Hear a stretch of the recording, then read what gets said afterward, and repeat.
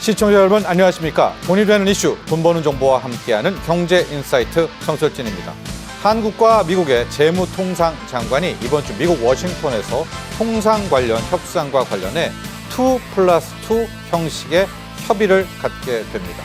최상목 경제부총리 겸 기재부 장관과 통상 쪽 수장인 안덕근 산업통상자원부 장관이 관세 최소화를 목표로 함께 이 협의를 진행하게 됐는데요. 본격적으로 통상 협의 국면에 들어간 만큼 과연 어떤 일들이 펼쳐질지, 트럼프 대통령은 직접 등판할지 다양하게 체크할 것들이 많습니다. 오늘 첫 번째 이슈로는 이번 주 열리게 되는 한미 2+2 통상 협의 방향과 방침 자세하게 짚어보도록 하겠습니다. 두 번째 이슈는 바로 우리 조선과 관련됐습니다. 트럼프 미국 대통령이 이 조선의 회복, 미국의 해양 지배력 회복 행정명령에 서명하면서 이 조선업 재건 의지를 천명했는데요. 이와 함께 LNG 수출 프로젝트를 잇따라 승인하면서 국내 조선사들 이런저런 호재가 계속되고 있습니다.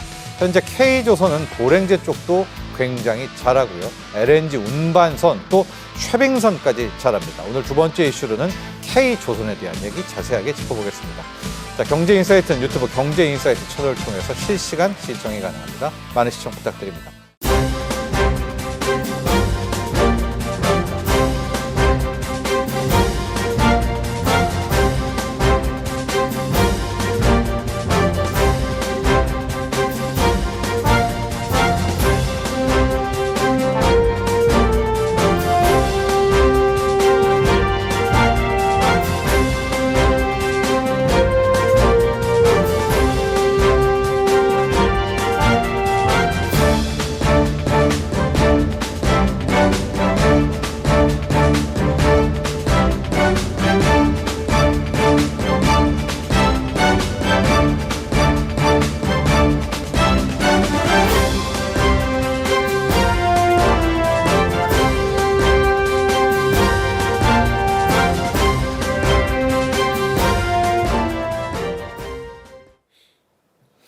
드디어 한국과 미국의 통상 협의가 이번 주 시작됩니다. 최상목 경제부총리 겸 기획재정부 장관과 안덕근 산업통상자원부 장관, 그리고 미국 쪽에서는 스캇 베센트 미국 재무장관, 제이미슨 그리어 미국 무역대표부 대표가 2+2 통상 협의를 진행하게 되는데요. 과연 어떤 내용이 나오게 될지, 우리는 어떤 전략으로 임해야 할지 자세하게 이야기 나눠보겠습니다. 이인철 참좋은 경제연구소 소장 함께합니다. 안녕하십니까? 네. 당초에는 이제 G20 재무장관 회의 때문에 최상목 경제부총리는 가서 스캇 베센트를 만나고요. 안덕근 장관은 이제 하워드 러팅 상무장관을 만나기로 이제 이렇게 이야기가 돼 있는데, 지금 스케줄이 왜 바뀌었는지 한번 이야기해 주시죠. 하고 저쪽은 이제 USTR 대표부가 좀 함께 나오게 되니 2+2 전반적인 개요를 한번 좀 이야기해 주시죠. 맞습니다. 이게 이제 2+2 네. 고위급 통상 협의가 된 것은 원래는 G20 이 정상회의, G20 재무장관 회담이 워싱턴 DC에서 있기 때문에, 그렇죠. 미국 측의 요청으로 이제 최상목 경제부총리가 먼저 가서 재무장관을 만나는 스케줄이 있었습니다. 예, 따로 있었습니다. 따로 있었어요. 네. 별도였고요. 여기다가 이제 안덕근 산자부 장관 역시 하워드 러트닉 이 상무장관과 만나고 이제 이 USTR 대표를 만날 예정이었는데, 네. 미국 측의 요청으로 2+2 한미 통상 장관이 동시에 참여하는 고위급 이제 통상 협의가 이제 추진이 된 겁니다. 네. 현지 시간으로는 24일, 우리 시간은 아마 25일이 될 것으로 보이는데요.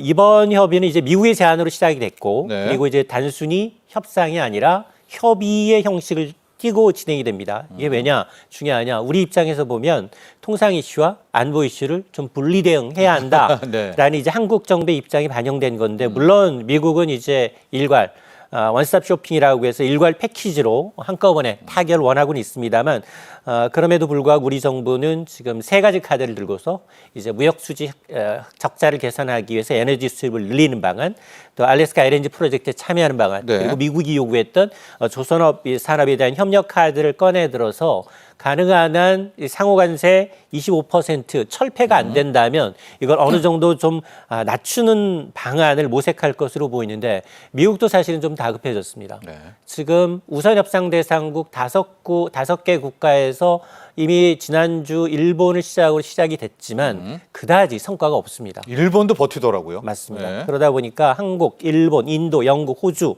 우선 협상 대상국은 어쨌든 90일 유예 기간 동안 가시적인 성과를 좀 내야 되는 상황이다 네. 보니 지금 이처럼 통상재무장관이 한꺼번에 2+2로 조금 확대해서 협상 속도를 내겠다라는 의미인데요. 그러다 보니까 협의가 상당히 좀 복잡해질 것으로 보입니다. 이게 경제 문제만이 아니라 네. 트럼프 대통령은 앞서서 이제 지금 우리 통상 대통령- 안보를 함께 하려고 그렇습니다. 하죠. 네. 경제 안보를 이제 복합적으로 지금 해결하겠다라는 의사를 내비쳤던 만큼 네. 굉장히 고강도 협상이 될 것으로 보이고 특히 우리는 미국 수출 비중이 높은 이게 반도체, 네. 자동차, 이 두 분야에 대해서 대미 수출 핵심 품목의 관세 철폐 여부를 핵심 쟁점으로 삼을 것으로 보입니다. 일본이랑 그 협상을 할 때는요, 그쪽에서 이제 경제 재생상이었는데 트럼프 대통령이 직접 등판을 해서 따로 먼저 한 50분간을 만났잖아요. 우리는 어떻게 해야 할까요? 우리는 이제 두 분이 가시니까 따로 좀 우리도 트럼프 대통령이 등장을 할까요? 이것도 우리 국민들의 초미의 관심사입니다. 맞습니다. 이미 이제 일본의 협상에 깜짝 등장을 했기 때문에 네. 대부분의 외신에선 한국과의 양자 협상에도 트럼프 대통령이 나설 가능성이 높다라고 하고 있습니다. 예. 트럼프 대통령이 예고 없이 등장하면서 일본도 상당히 당황을 했고요. 그러면서 트럼프 대통령은 일본과의 무역 적자가 1,200억 달러다. 상당히 수치가 좀 부풀려져 있어요. 네. 지난해 기준 우리와 비슷한데도 불구하고 170조에 달한다. 이 무역 적자 제로를 만들겠다라고 강하게 요구를 하고 있는데 크게 미국 측은 세 가지를 요구한 것으로 보입니다. 우선 일본의 자동차 안전 기술 완화해라. 네. 지금 일본 자동차가 미국에서 140만 대 가까이 팔리는데 기껏 미국산 자동차는 일본 내에서 10,000대, 20,000대를 못 팔고 있다. 네. 이걸 개선하라라는 얘기였고 또 하나가 미국산 쇠고기를 비롯해서 육류, 쌀, 콩과 같은 농산물 수를 더 늘려라라는 네. 거였고요. 세 번째가 아마 이게 가장 껄끄러운 문제인데 주일 미군 방위비 분담금을 증액하라라는 이제 요구까지 한 것으로 알려지고 있습니다. 일단 일본은 이제 일부 제한은 검토하겠지만 네. 그러나 모든 장벽을 바꾸는 건 어렵다. 그렇기 때문에 미국 측에 협상의 우선순위를 요청한 상황인데 양국은 이달 말 2차 회담을 통해서 본격적인談판에 나설 계획인데요. 네.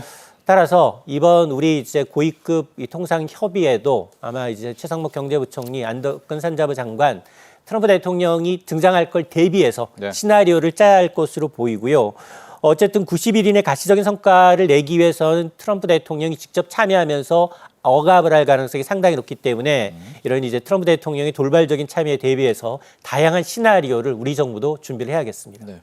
우리도 뭐 일본도 그렇고요. 우리도 당연히 통상과 안보, 방위 문제는 좀 별도로 하려고 하는데 반면에 트럼프 대통령은 합쳐서 하려고 합니다. 그래서 일본은 패키지 딜, 우리는 원스톱 쇼핑 이렇게 이야기를 하는데 어쩔 수 없이 아마 방위비 이야기도 해야 될 것 같은데요. 우리는 어떤 전략이 좀 있을까요? 우리는 이미 바이든 대통령 때 확정을 했는데 물론 이게 막무가내겠지만요. 트럼프 대통령이 어떻게 대응할까요? 맞습니다. 트럼프 대통령의 사실은 이 방위비 인식이라는 게 왜 미국이 한국을 지켜주는데 미국인의 세금을 써야 하느냐. 네. 그러면서 뭐 우리나라뿐만이 아니라 나토에 대해서 방위비 증액해라. 전 세계에 대해서 자주 국방을 굉장히 강조하고 있는 상황입니다. 따라서 아마 이제 미국 측이 이번 통상 협의에서도 방위비 분담금 이슈를 정식 제기할 가능성이 상당히 높아 보이는데요. 그렇죠. 앞서 이제 한덕수 대통령 관한대행과의 통화에서도 트럼프 대통령은 방위비 문제를 언급하면서 통상과 안보 이슈를 이제 한꺼번에 다루는 원스톱 쇼핑 방식의 협의를 요구한 바가 있습니다. 트럼프 대통령은 캠페인 당시에도 한국은 머니머신이라고 이제 비유하면서 현재 이미 이제 합의된 방위비의 9배, 10배 가까운 네. 100억 달러의 방위비를 요구한 바가 있습니다. 10조가 넘죠. 맞습니다. 네. 자, 그러다 보니까 우리는 아마 이제 이번 협의에서 통상과 안보를 분리대응하겠다라는 이제 전략을 유지하고 있지만 물론 뭐 아직까지 미국 측이 방위비 의제를 공식적으로 제기한 건 아닙니다. 네. 그럼에도 불구하고 트럼프 대통령은 지금 주한미군의 감축 가능성까지 좀 시사하고 있는 만큼 아마 정부는 해당 논의가 나올 경우 최대한 조정의 폭을 좀 줄이는 방향으로 대응한다라는 계획인데요. 안덕근 장관도 지금 현재까지 방위비가 의제로 포함된 적은 없다라고 밝히고 있지만 상황에 따라서 신중하게 관계부처와 연계해서 대응하겠다라는 입장입니다. 네. 사실 우리는 FTA 체결국입니다. 동맹국이고요. 그런데 우리에게 경제협력과 안보 방위비라는 이중 청구서를 내민 격입니다. 네. 뭐 다소 시간이 좀 걸리겠습니다만 이제 방위비라는 건 사실 고정 비용이고 매년 인상되는 수순을 밟고 있습니다. 네. 그러니까 우리나라와 이제 처지가 비슷한 일본이 과연 이 방위비 협상을 어떻게 가져가는지 이걸 좀 지켜보면서 전략적으로 대응하는 게 좀 필요해 보입니다. 네. 일본이 우리랑 모든 아젠다가 거의 흡사하니까 뭐 이걸 다행이라고 해야 될지 아니면 뭐 불행이라고 해야 될지 일본 가는 길을 좀 볼 수는 있을 것 같은데요. 이 두 가지도 함께 보도록 하겠죠. 일본도 지금 방위비에 대해서 이제 받았고요, 카드를. 또 하나가 무역 적자 제로. 이게 좀 말이 안 되는 것 같은데 무역 적자를 제로로 만들어. 이제 일본도 발등에 불이 떨어지지 않았습니까? 우리도 이게 거의 유사하거든요. 일본은 이 두 가지 뭐 문제들 어떻게 풀어가고 있습니까? 맞습니다. 사실은 그 무역 적자라는 거는 이제 글로벌 어떤 이제 공급망 재편 상황에서 이제 잘하는 걸 하자. 이제 미국이 잘하는 이제 이 설계 기술을 갖고 있다면 우리 동남아의 경우는 제조 기술이 강점이기 때문에 그동안은 이제 이런 이제 재편이 좀 잘 들어왔습니다만 지금 트럼프 대통령의 인식은 네. 어쨌든 이건 이분하게 가겠다. 무역 적자를 단숨에 해소하겠다라는 이제 이 방침을 내세우고 있는 상황입니다. 그러다 보니 지금 지난 이제 16일 미국과 일본이 워싱턴 DC에서 이 관세 협상 진행하면서 지금 직접 참여해서 일본의 대미 무역 적자 제로 달성을 좀 요구해 왔는데요. 네. 사실 미국산 자동차가 전 세계에서 잘 안 팔립니다. 그거는 미국산 자동차의 이제 기술적 그리고 이제 성능의 문제이지 이게 관세를 가지고 해결할 수 있는 문제는 아니거든요. 그럼에도 불구하고 비관세 장벽, 환율이라든가 정부의 보조금이라든가 이걸 빌미로 해서 일본도 지금 24%의 상호관세를 지금 부과한 상황이고 네. 유예는 돼 있습니다만 거기에다가 이제 농축산물 수입 부족을 지적하고 있고 쌀, 쇠고기, 감자와 같은 농산물 수입 확대와 자동차 안전 기준 완화를 요구하고 있는 상황인데 이시바 총리가 굉장히 강경해요. 왜냐하면 가장 먼저 이시바 총리는 일본에 1조 달러 투자를 얘기했거든요. 네. 그럼에도 불구하고 지금 관세 폭탄을 맞은 상황이다 보니 일방적 양보를 하지 않겠다. 그리고 자국 농업 보호와 식품 안전은 양보 불가다라고 굉장히 강경하게 얘기를 하고 있습니다. 동시에 이 협상이라는 게 세계적인 어떤 모델이 될 수밖에 없는 상황이고 네. 가장 먼저 타결할 경우에는 그래서 균형 잡힌 협상을 지향하겠다라는 입장입니다. 일본도 우리와 비슷한데요. 관세와 안보 문제를 분리 대응하겠다라는 전략을 유지하고 있고 또 모든 비관세 장벽 제거는 좀 어렵기 때문에 미국이 요구하는 우선순위를 먼저 요청한 상태인데요. 이 협상에서 우리가 이제 참고할 것, 앞서 이제 우리나라와 일본이 너무 많이 겹친다라고 말씀해 주셨는데 네. 정말로 트럼프식 압박 전략, 뭐 패키지 딜이든 원스톱 딜이든 압박할 것 같고요. 여기다가 비관세 장벽 문제, 특히나 환율 문제도 제일 순위로 얘기할 가능성이 상당히 좀 높아 보이고요. 네. 이 환율에 직접적으로 개입을 하고 있다. 우리는 지금 관찰 대상국이기 때문에 특히 이제 이런 것들이 아마 이제 미국과의 협의에서도 이제 유사한 요구가 할 가능성이 높기 때문에 우리는 사전에 좀 대비가 좀 필요해 보입니다. 일본 같은 경우에 엔화 또 강세잖아요.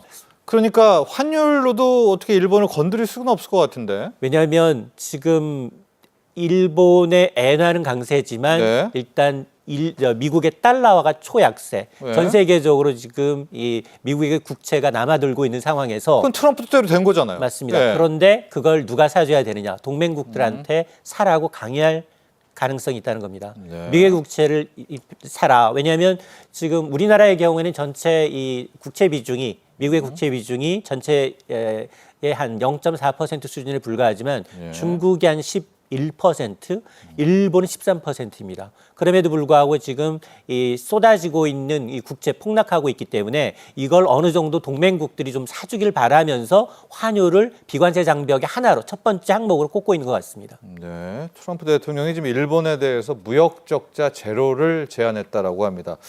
이게 말이 되는지는 모르겠지만은요. 이시바 총리도 지금 강경하게 대응을 하고 있는데 공은 이제 우리한테 돌아왔고 이번 주에 결국 2+2 협의를 하게 됩니다. 우리도 뭐 일단 통상과 안보는 분리한다고는 하지만 미국이 테이블에서 딱 하면은 맞서 싸워야죠. 예, 우리의 패키지가 뭡니까? 그렇습니다. 우리도 지금 미국 정부의 어떤 통상 협의에서 이제 원스톱 쇼핑을 얘기하고 있습니다만 어쨌든 우리는 안보와 이제 무역 문제는 이제 분리 대응하겠다라는 거고 특히 이제 미국이 먼저 요청했던 이제 조선업 협력부터 시작을 해서 알래스카 RNG 프로젝트 참여 여부 이건 미국이 관심을 갖고 있기 때문에 이걸 이제 협상의 지렛대로 적극 활용한다라는 계획인데요. 근데 미국의 요구가 너무 강하고요. 이미 트럼프 대통령은 각종 연설에서 일본과 그리고 이제 이 한국은 알래스카 LNG 프로젝트 참여하기로 했다. 마치 사실인 것처럼 이제 홍보를 하고 있는 상황이다 보니 요구가 아무리 강하다 하더라도 여기에 이제 우리가 당장 성급한 합의는 좀 위험할 수 있습니다. 때문에 협상의 속도보다는 이제 국익 극대화가 이제 우선인데요. 너무 성급하게 협상이 타결될 경우 이후 협상에 나서는 나라들이 더 유리한 조건으로 이제 이끌게 된다면 우리나라가 상대적으로 불리해질 수 있습니다. 또 정부는 이제 차기 정부로의 어떤 이관 가능성도 염두에 두고 당장은 이제 협의의 기반을 마련하는 데 집중하겠다라는 건데요. 결국 이번 협의의 핵심은 이제 장기적인 이제 국익을 지키면서 균형 있는 협의를 이끌어내는 게 있는데 정부는 이제 신중한 접근을 이제 택하고는 있습니다만 특히 우리가 지금 강점으로 내세울 수 있는 건 이번 협상 과정에서 2023년 기준 우리가 지금 대미, 반도체 그리고 자동차, 배터리 부분을 중심으로 해서 거의 30조 원을 투자했거든요. 여기에 직간접적인 미국의 일자리 80여만 개를 이제 만들었기 때문에 양질의 일자리를 창출했다는 점을 적극 부각시키면서 대중국 견제와 그리고 이제 글로벌 공급망에서 우리가 핵심적인 역할을 하는 동맹국이라는 점을 좀 강조해야 한다라는 생각을 하고 있습니다. 네. 당초에는요, 트럼프 행정부와 빨리 협상을 끝내는 국가가 유리하다. 뭐 이런 이야기가 전체 언론에서 나왔다가 지금은 분위기가 싹 바뀌었거든요. 최대한 늦게 할수록 좋다. 아예 중국과 협의하는 거, 중국 다음으로 가자란 이런 이야기도 좀 있어요. 그래서 아마 우리 정부도 합의라는 용어 대신에 지금 협의를 쓰고 있고 차기 정부에 이제 넘기려고도 하고 있는 것 같은데 이인철 소장님 늦게 하는 게 좋죠 지금. 맞습니다. 네. 이게 사실은 중국과의 이제 이 G2 무역 전쟁은 치킨 게임이고 누구도 양보할 수 없기 때문에 장기화될 거라는 거 누구나 알고 있습니다. 그런데 지금 트럼프 대통령은 뭐 3, 4주 이내 중국이 협상 테이블에 나올 것처럼 얘기를 하고 있습니다만 누구도 그게 신뢰를 하지 않고 있죠. 맞습니다. 신뢰하지 않고 있습니다. 때문에 이제 이번 협의에서 안덕근 산자부 장관은 트럼프 대통령이 중국과 협상 의지를 보인 점을 언급하면서 그러면 또 판이 좀 바뀔 수도 있다라는 이제 평가를 내리고 있는데요. 이렇게 되면 우리가 이제 여러 가지 이제 시나리오에 대비해서 상정해서 대비를 할 수 있고 신중한 접근을 할 수가 있는데 어쨌든 지금 관세 문제가 다 풀린다 하더라도 상황이 또 어떻게 돌변할지 모릅니다. 자, 그러다 보니까 이 후회적인 협의를 통해서 장기적으로 공고한 산업 협력 관계를 구축하겠다라는 입장인데요. 특히 우리가 이제 알래스카 LNG라 이제 조선업 협력의 경우에는 이게 실질적으로 보면 자세히 들여다보면 관세 협상의 카드라기보다는 에너지 안보 차원 그리고 이제 안보 동맹 기반의 산업 파트너십 강화 차원에서 접근하겠다라는 얘기인데요. 결국 핵심은 급하게 합의보다는 장기적인 국익을 고려해서 전략적으로 좀 대응하겠다라는 거고 협의의 이제 주도권을 유지하면서 이제 산업 협력의 기반을 다지는데 초점을 맞출 것으로 보입니다. 자, 그래서 아마 우리 정부 특히 최성목 부총리도 이번에 안 끝내고 이제 다음 정부에서 끝내고 싶은 마음이 있고요. 반면에 트럼프 행정부는 한덕수 대행과 요번에 그냥 빨리 마무리를 하고 싶어 하는 것 같고 이제 협의입니다. 지금은 합의로 가게 되면 일본도 이달에 뭐 될까 말까 이런 얘기 나오고 있는데 우리는 어떻게 보십니까? 언제쯤 본협상까지 해서 마무리가 될까요? 이게 사실은 아무리 빨라도 일기 때를 복귀해 보면 일기 때 이제 한미 FTA 재협상을 통해서 미국이 철강과 자동차를 굉장히 많은 양보를 받아갔습니다. 당시에도 한 8개월 정도 걸렸다라는 걸 감안하게 되면 한 안건에 대해서 그렇거든요. 근데 여기는 지금 한 안건이 아니라 여러 개 한꺼번에 다 하겠다는 입장이 원스톱 쇼핑이죠. 그렇습니다. 그러다 보니 이게 연내 끝날지 아니면 뭐 후내년에 끝날지는 알 수가 없습니다. 다만 트럼프 대통령은 어쨌든 90일 유예한 기간 동안 5개 국가에서 가시적인 성과를 내기 위해서 계속 압박하기 위해서 직접 협상의談판에 나설 것으로 예상이 되고 있고 이제 그러다 보니 이제 이 2+2 통상협의라는 게 이제 막 본격화된 단계이고 그리고 이제 당장 합의점을 찾기는 좀 어렵기 때문에 최종 합의는 차기 정부로 좀 넘기는 게 오히려 이제 리스크를 좀 피하는 게 아니냐. 우리는 지금 어차피 대선이 이제 6월 3일로 정해져 있기 때문에 그렇죠. 그 사이에는 이제 공백 상태인 걸 미국이 알고 있는 상황이고 아, 명분도 되네요. 맞습니다. 네. 자, 그러니까 이제 최상목 경제부총리도 지금은 협의를 하되 중요한 결정은 새 정부 출범 이후 마무리하는 게 바람직하다라고 합의는? 밝히고 있는 상황이어서 이번에는 협의의 기반을 좀 다지면서 핵심 의제는 차기 정부에서 정리하는 게 수순이다라는 얘기입니다. 네, 자 협의는 지금 시작을 하지만 최종 합의는 이제 차기 정부. 이런 뭐 명분도 괜찮습니다. 맞습니다. 이런 것들로 해서 일단 최대한 좀 마지막까지의 합의를 좀 늦추자 이런 전략도 있는 것 같고요. 말 나온 김에 지금 미국과 중국 관계도 한번 정리를 해 주셔야 될 것 같습니다. 동상이몽 같아요. 오히려 지금은 중국이 갑의 위치에 있지 않나. 특히 히토류 수출은 뭐 어제 오늘 떠들썩하게 외신을 또 장식을 하고 있는데 트럼프 대통령은 또 칭찬했다가 이 코로나19가 중국이 했다 거다 막 이렇게 좀 계속 이제 특유의 그 전략을 쓰는 것 같아요. 맞습니다. 해묵은 이제 이슈까지도 꺼내면서 네. 중국을 자극을 하고 있습니다. 미중 간 무역 전쟁이 격화되고 있는 가운데 트럼프 대통령은 협상 타결 가능성까지 언급을 하면서 네. 동시에 장기전으로 들어갈 수 있는 굉장히 중국의 아킬레스건이라고 할 수 있는 코로나19 실험실 유출서를 백악관 홈페이지를 통해서 예. 이제 밝힌 겁니다. 마치 공식 입장처럼 이제 부각을 시켜서 중국의 민감한 부분을 정면으로 건드렸다라는 이제 평가가 나오고 있는데요. 사실 미중 패권 전쟁은 지금 보면 관세 전쟁. 관세는 이미 뭐 145, 245 관세는 이미 의미가 없고요. 관세율은요. 맞습니다. 네. 여기다 이제 국채 매도, 여기다가 히토류, 네. 무기화, 네. 여기다가 조선 해운업에서는 입학료까지 받겠다라는 그 이제 겁니다. 미국이 공격한 거죠. 맞습니다. 네. 자, 이런 상황에서 중국도 이에 맞서서 보복 관세했죠. 히트를 통제했고요. LNG 수입 중단과 더불어서 보잉 항공기 인도를 이제 안 하겠다라고 네. 하면서 반격 조치를 내놓고 있어서 양측이 모두 쉽게 물러설 기미를 보이지 않고 있고 특히나 트럼프 대통령은 당근과 채찍을 주면서 어쨌든 시진핑 주석을 협상의 테이블로 끌어오고 싶지만 오히려 시진핑 주석은 동남아 순방이라든가 반트럼프 진영을 파고들면서 오히려 더 심경을 건드리고 있고 전혀 이제 트럼프 대통령에 응하지 않고 있어서 전화를 안 합니다. 맞습니다. 그렇기 때문에 아마 상당히 시진핑의 어떤 신중한 대응을 감안하게 되면 당분간 교착 상태가 되지 않겠느냐라는 전망이 나오고 있습니다. 네, 그래서 우리 협상팀, 협의팀 또 최상목 부총리도 일단 먼저 서두르지 않는다. 예, 그렇죠. 미중이 있기 때문에 만약에 이들이 풀리면은 또 우리가 다 바꿔야 되지 않습니까? 그런 전략도 함께 있다는 것들을 이제 우리가 알려드리고요. IMF의 세계 경제 전망 내용으로 끝으로 한번 정리를 해보도록 하겠습니다. 올해 한국 경제 성장률 좀 하향 조정될 것 같죠? 맞습니다. 네. IMF가 아마 22일 전 세계 경제 성장률 전망치를 업데이트하게 되는데요. 이미 크리스탈리나 게오르기에바 IMF 총재가 얘기를 했습니다. 네. 리세션, 전반적으로 경기 침체는 아니다. 그럼에도 불구하고 성장 둔화가 확실하고 특히 무역 의존도가 높은 신흥국들, 중소국가의 성장률이 많이 하향 조정될 수 있다라는 건데요. 많이요? 맞습니다.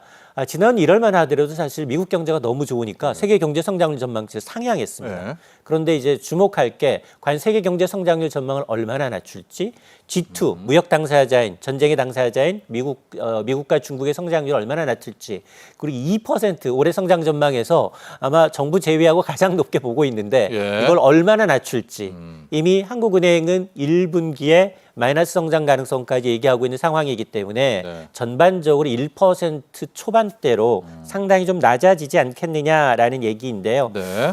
트럼프발 관세 전쟁으로 인해서 세계 경제가 타격을 입고 있고 인플레이션 우려가 커지고 있는 만큼 지금 우리의 어떤 이 불확실성이 아마 실제로 수출, 소비, 생산 지금 사실은 관세에 직접적인 영향을 미치는 것들이 뭐 철강, 알루미늄, 자동차임에도 불구하고 대미 수출, 대중 수출이 지금 동시에 줄고 있는 상황이기 때문에 네. 상당히 무역 의존도가 높은 우리나라의 성장률 전망치는 대폭 낮아질 가능성이 좀 높아 보입니다. 네. 자, 지금까지 이인철 참 좋은 경제연구소 소장과 함께했습니다. 감사합니다. 자, 두 번째 이슈는 K조선입니다. 영상 보시고 난 뒤 이야기 계속 이어가죠.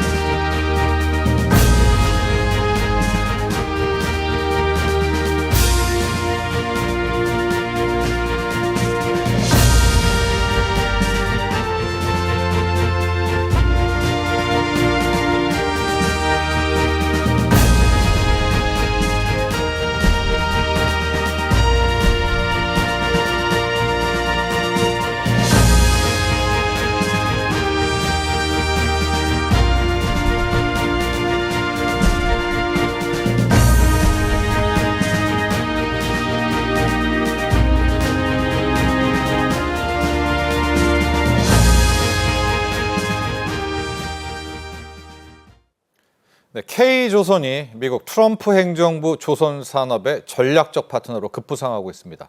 특히 오는 2040년까지 글로벌 LNG 생산이 급증할 것으로 예상되면서 바로 이 조선 쪽의 LNG 운반선 기대도 커지고 있습니다. 세계 1위의 기술력과 점유율을 갖고 있는 K조선의 LNG 운반선에 대한 이야기 나눠보죠. 변영진 IM증권 연구위원 함께합니다. 안녕하십니까? 네.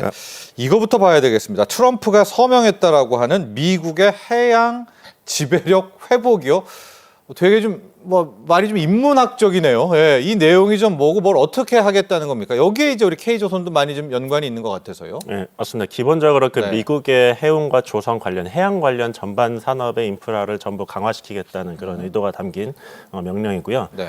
해양 산업 기반 확장, 중국의 불공정 행위에 대한 대응, 그리고 해양 보안 신탁기금 설립 이런 그런 미국의 조선업뿐만 아니고 해운 항만, 인프라 전반을 확장하려는 그런 계획이 담긴 포괄적인 좀 내용이고 특히 210일 이내에 그 미국 국가안보보좌관 주도로 해서 좀 더 구체적인 행동 계획을 발표를 하게 되어 있습니다. 여기에 구체적인 조치와 계획이 담기게 될 예정이고요.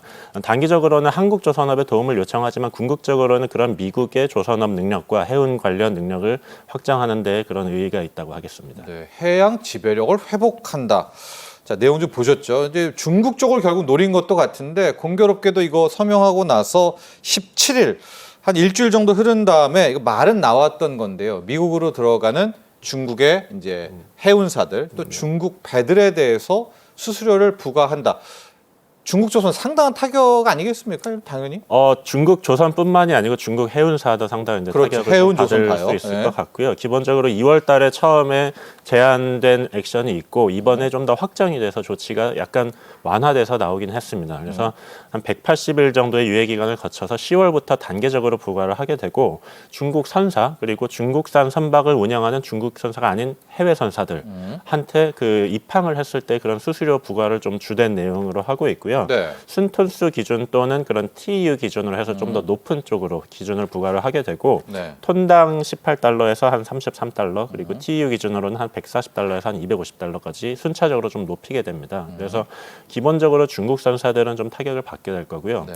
중국 조선업에 대해서도 어느 정도 좀 타격이 있을 걸로 예상이 되는데 뒤에 말씀드리겠지만 약간의 좀 회피하거나 그런 좀 가능성은 있습니다. 그래서 당초 기대보다는 조금 낮은 정도의 강도라고 보지만 여전히 중국에는 좀 굉장한 영향을 미칠 수 있을 걸로 보고 있습니다.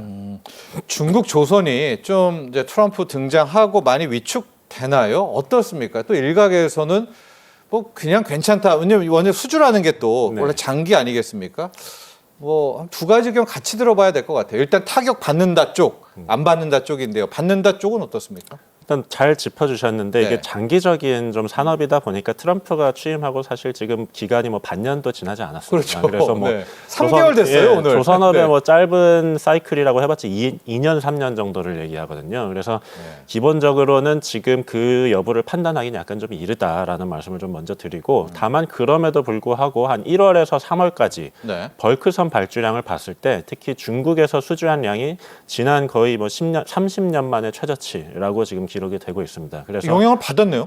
영향을 받았다고도 볼 수 있고요. 사실 근데 이유가 그것만인지는 아직은 분석하기에는 좀 시간이 짧다는 얘기죠. 그래서 네. 그동안 그 기간 동안에 중국이 수주한 양이 분명히 줄은 것도 맞고 일본의 수주량이 또 늘었습니다. 그런데 또 다른 선종들을 보면은 딱히 그런 움직임이 포착이 아직까지 되지는 않거든요. 근데 다만 전 세계적인 발주량 자체가 올해 들어서 좀 많이 좀 줄어들어 있는 상황이기 때문에 현재로서 좀 판단하기에는 이르지만 어느 정도 영향을 받고 있는 것은 부인할 수는 없다. 이 정도로 정리할 수 있겠습니다. 네. 반대 의견도 한번 보도록 하겠습니다. 그날 국내 증시에 뭐 H&M 같은 해운주가 폭등을 했다가 네. 다 상승폭을 반납을 했거든요. 이제 그게 우리 위원님도 얘기한 것처럼 이게 뭐 길어야 2년, 뭐 4년 이런 거기 때문에 오히려 효과가 그러니까 중국 제재 효과가 크지 않다는 또 의견도 있는 것 같아요. 기본적으로는 그 트럼프 정부에서 나오는 조치들에 대한 약간 불신이 좀 있는 것 같습니다. 관세를 비롯해서 처음에 발표했던 거에서 내용도 많이 완화가 됐고 예. 지금 말이 좀 계속해서 좀 바뀌고 있지 않습니까? 그래서 이 조치 자체를 그대로 시행할 수 있을 것인지에 대한 약간의 좀 불신이 있어서 네. 효과를 좀 제대로 볼 수 없는 것도 있을 거고요. 또 특히 4월 17일에 발표된 이번 액션에 의하면은 네. 강도가 좀 많이 완화됐습니다. 아, 전에보다 말한 것보다. 좀 중요한 부분이 뭐냐면 기존의 선사들이 운영하고 있던 중국 선박의 비율에다가도 원래 벌과금을 좀 부과를 하기로 되어 있었는데 예. 그거는 약간 소급 적용에 좀 어려움이 있고 근데 아예 그 미국 쪽으로 들어오는 기항 자체를 좀 기피하게 될 수 있는 그런 역효과도 있고요. 그래서 예. 여러 가지 역효과를 감안해서 그 조치 자체는 아예 이번에 철회를 했습니다. 다만 중국산 선박 그리고 중국 선사의 선박에 대해서 들어오는 것만 조치를 부과를 하고 거기에다가 또 중복 부과도 없앴고요. 네. 그다음에 기항 한 번에 그리고 미국에 한 번 들어올 때만 부과를 하고 여러 항구에 들어가는 거에 중복은 또 없애고 이런 식으로 좀 조치 자체가 많이 약화됐기 때문에 조치가 좀 효과가 없을 거라고 보는 쪽에서는 그런 부분을 좀 많이 얘기하는 거라고 보시면 되겠습니다. 수수료의 일부를 제품에 전이하면 네. 미국 소비자들은 또 물가 부담으로 오는 거 아닙니까? 관세하고 똑같은 얘기고요. 거죠. 맞습니다. 네. 이 수수료 하면 해운 선사들이 결국은 그 비용을 누구한테 전가를 할 네. 것이냐. 소비자한테밖에 전가를 할 수밖에 없거든요. 그래서 그런 역효과가 지금 많이 얘기가 되고 있습니다. 예. 자, 이렇게 전반적으로 좀 미국의 조선 이야기를 했고요. 자, 이게 지금 내용 나오는 것이 이번에 미국 행정부 USTR이 했던 중국산 선박 또 중국산 해운업체에 대한 이제 수수료 부과고요. 오늘의 핵심은 이제 LNG 프로젝트와 관련된 우리 K-LNG 운반선입니다. 자, 위원님, 이제 트럼프 대통령은 LNG의 진심이잖아요. 그래서 LNG 맞습니다. 가스 프로젝트도 있고 자체 미국의 LNG를 뭐 대폭 수출하려고도 하고 있고요. 강매를 하려고 했죠. 누군가 그거를 날려야 되잖아요. 그게 LNG 운반선인데 맞습니다. 우리가 잘합니까? 우리가 엄청나게 뭐 탁월합니까? 현재까지 조선업에서 아직까지 중국이 따라오지 못한 거의 어떻게 보면 유일한 선종이 LNG 운반선이고요. 네. 아직은 우리나라가 좀 중국에 압도적으로 앞서고 있습니다. 압도합니까? 네, 점유율 자체가 우리나라가 80% 이상을 차지를 하고 있고요. 물론 최근에 한 2, 3년간 중국이 수주를 좀 많이 늘렸습니다. 24년 그리고 22년에 좀 대량의 LNG 수주를 했는데 진짜 꽤 네. 했는데요? 수주 점유율이고요. 근데 아직 인도 점유율은 아닙니다. 그래서 인도를 얼마나 했냐, 실제로 얼마나 잘 지었느냐에 있어서는 아직은 좀 다가오지 못했다라고 이제 보시면 될 것 같고 예. 저 수주를 좀 자세히 뜯어봐야 되는데 저 수주에 기반한 게 대부분 뭐냐면 카타르입니다. 카타르 LNG 필드에다가 중국의 회사들이 많은 지분을 투자를 했고 그 LNG를 옮기기 위해서 중국 선사가 중국 조선소에 발주를 하는 어떻게 보면 좀 캡티브 발주라고 이제 볼 수가 있는 거죠. 그래서 실제로 글로벌 LNG 플레이어들인 뭐 그리스, 일본 선사들 이런 선사들은 아직까지 중국으로 발주를 많이 하지 않은 상태고요. 네. 그런 부분에 있어서 중국은 거의 어떻게 보면 좀 내수용에 가까운 그런 것들만 수주를 하고 있고 국제 시장에서는 아직까지는 좀 존재감이 약하다 이렇게 볼 수 있습니다. 카타르가 LNG 강국이잖아요. 그러니까 중국이 거기에 먼저 가서 자기네 LNG 개발을 해놓고 자기네 배를 발주하고, 그러니까 그런 차이나머니의 뭐 그런 행동이다 이렇게 보면 그런 될까요? 거죠. 우리나라가 따라할 수는 뭐 없는 뭐 그런 전략이지만 이제 상당히 사실 좀 효과를 좀 보고 있는 뭐 그런 상황이고요. 네. 물량을 기본적으로 좀 많이 확보를 했기 때문에 앞으로 좀 건조를 할 수 있는 경험을 쌓을 수 있는 기반을 좀 확보했다 이렇게 볼 수 있겠습니다. 그러나 현 상황에서는 우리 K-LNG 운반선을 따라올 수는 없다라는 게 또 현실인 물론이죠. 거죠. 예. 네. 이와 함께 또 많이 언급되고 있는 게 보랭제입니다. 보랭제 같은 경우에는 LNG 운반선에서 진짜 필수적이고 이것도 K-보랭제가 탑이다, 최고다. 맞습니까? 보랭제 이야기도 좀 해주시죠. 네, 같이. 보냉제라고 하면은 LNG는 굉장히 좀 낮은 온도로 그렇죠. 기체를 액화시켜서 운반하는 거기 때문에 말 그대로 보온이 중요하고 보온 보냉이 중요한 이제 그런 선박이고 거기에 네. 들어가는 인슐레이션 보냉제의 양이 굉장히 많습니다. 그래서 그거를 만드는 회사가 우리나라의 동성화인텍과 한국카본 크게 두 개의 회사가 있고요. 네. 두 회사 모두 굉장히 잘 하고 있는데 기본적으로는 그 LNG 운반선의 건조량에 비례를 하겠죠, 당연히. 그렇죠. 그게 있어요, 보랭제 실처 맞습니다. 배에다. 근데 우리나라가 조선사가 건조를 했던 양이 연간 통상 한 50에서 60척 정도가 되고 중국에서 현재까지 인도한 양은 연간 뭐 3척에서 5척 이 정도에 불과합니다. 그래서 중국에도 보냉제 회사가 없는 건 아니지만 굉장히 좀 그 양이 미미하고 그만큼 우리나라만큼 경험을 쌓을 시간이 없었고요. 네. 우리나라 업체가 당연히 LNG 운반선과도 마찬가지로 기술력이나 그런 생산 능력 측면에서 아직까지 압도하고 있다고 보실 수 있겠습니다. 네, K-LNG 운반선 관련해서 LNG 운반선에 이제 하나의 시스템으로 넣는 거죠. 이제 K-보랭제 맞습니다. 네. 함께 합니다. 그래서 이제 LNG를 액화시켜서 가게 되는 거다. 이렇게 이해하시면 될 것 같은데 저희가 이 시간에는 알래스카 LNG 가스 프로젝트는 자주 소개를 해드렸는데 자, 위원님 지금 많은 전문가들이 이렇게 보고 있다가 트럼프 대통령이 단순히 알래스카 가스 LNG가 아니라 북극 패권이요. 아예 그린란드 쪽에서 이 북극을 먼저 선점하려는 의도다. 이거는 무슨 얘기입니까? 이쪽에 또 뭐가 있나요?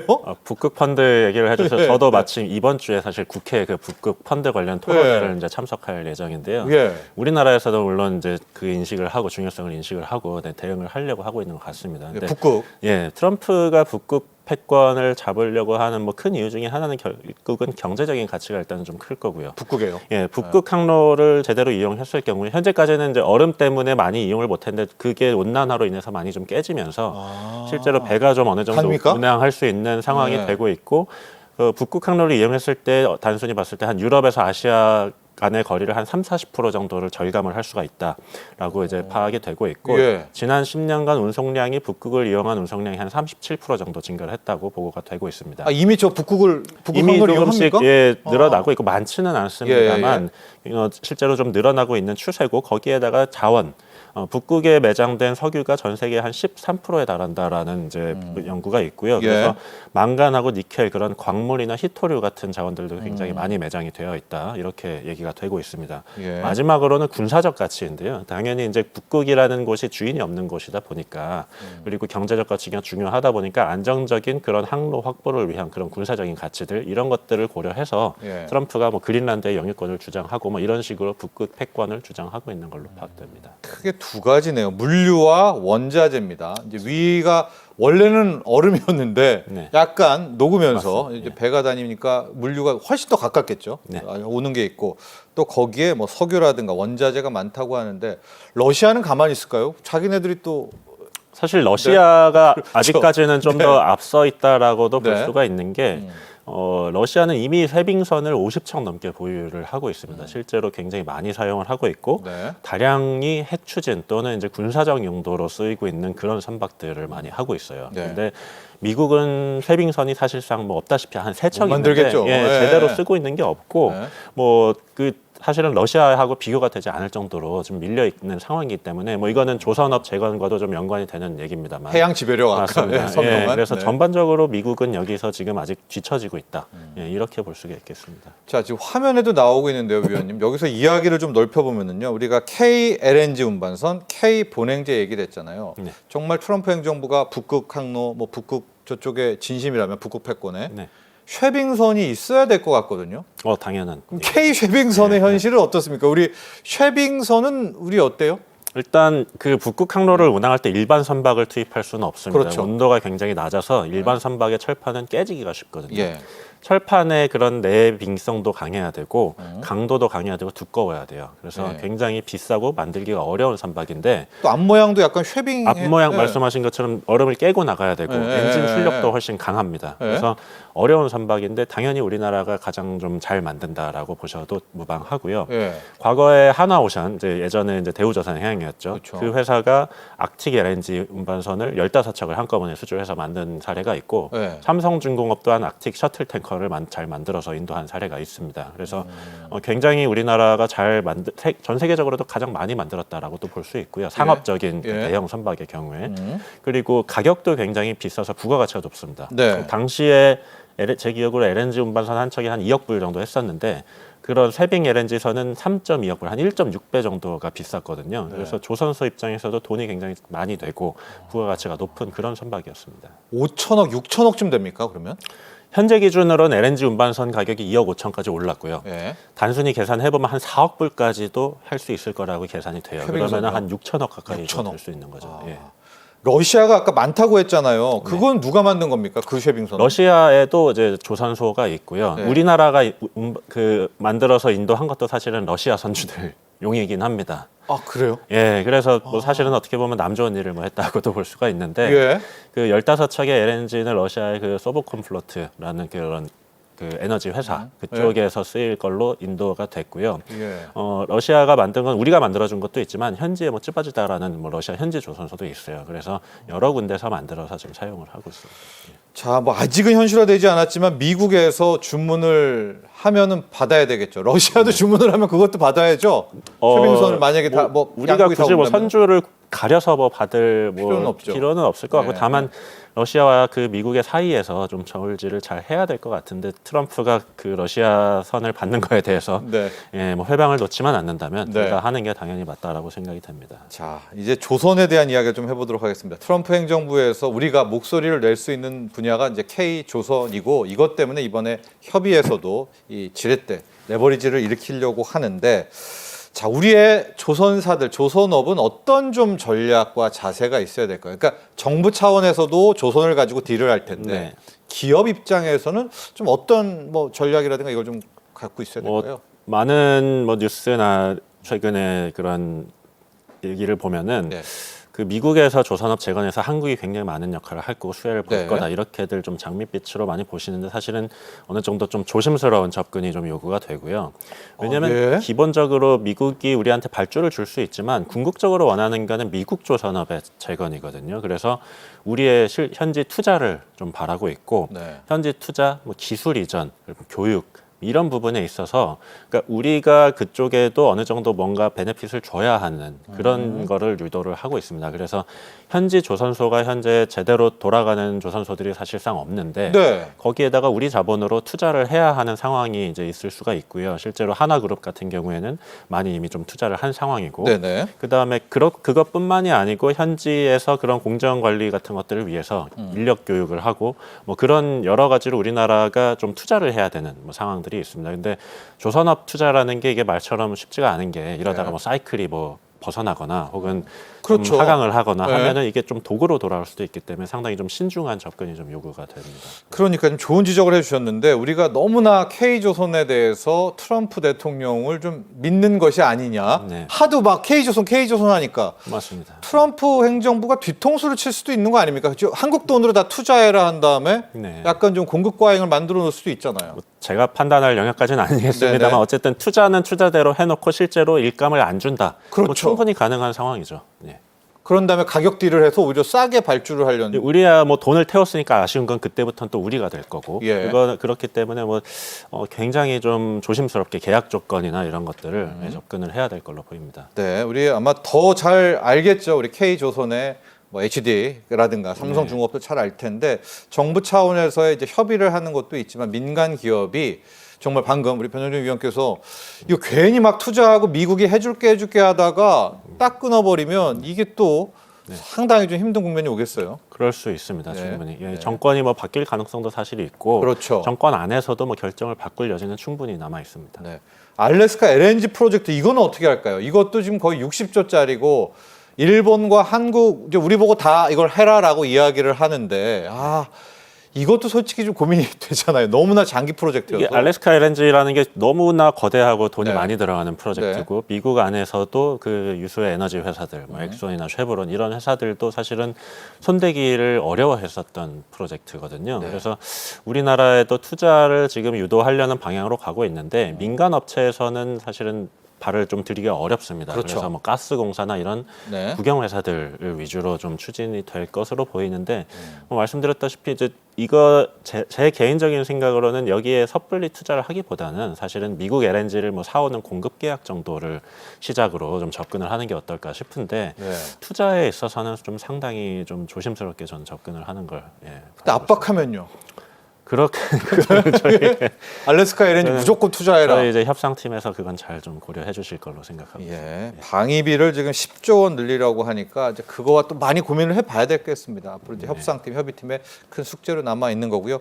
우리 K조선의 1분기 지금 뭐 전체 주식시장의 1분기 기업들 실적 발표가 있거든요. 우리 K조선 내부를 한번 이야기해 보도록 하겠습니다. 1분기 실적 어떻게 전망하고 계시고 앞으로 2분기와 올 한 해는 또 어떻게 바라보십니까?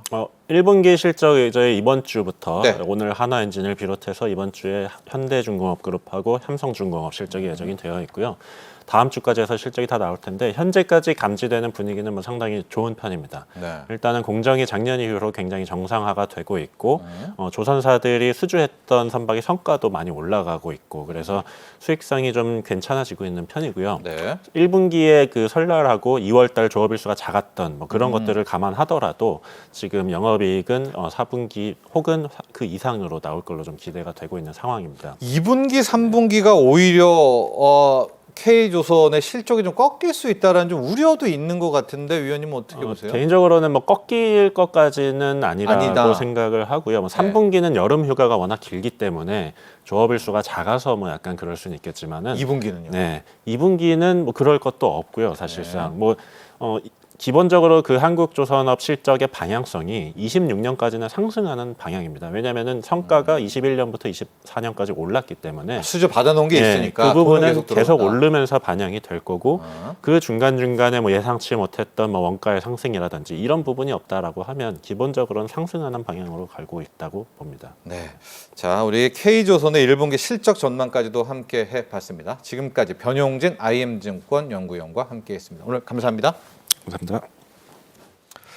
자, 여러분 오늘 준비한 소식은 여기까지입니다. 오늘요 서울의 낮 최고 기온이 26도, 올봄 들어서 가장 더웠습니다. 하지만 일교차가 15도 안팎으로 크게 벌어지는데요. 감기 걸리지 않도록 각별히 신경 쓰시기 바랍니다. 수요일 오후 3시에 다시 찾아뵙죠. 여러분 감사합니다.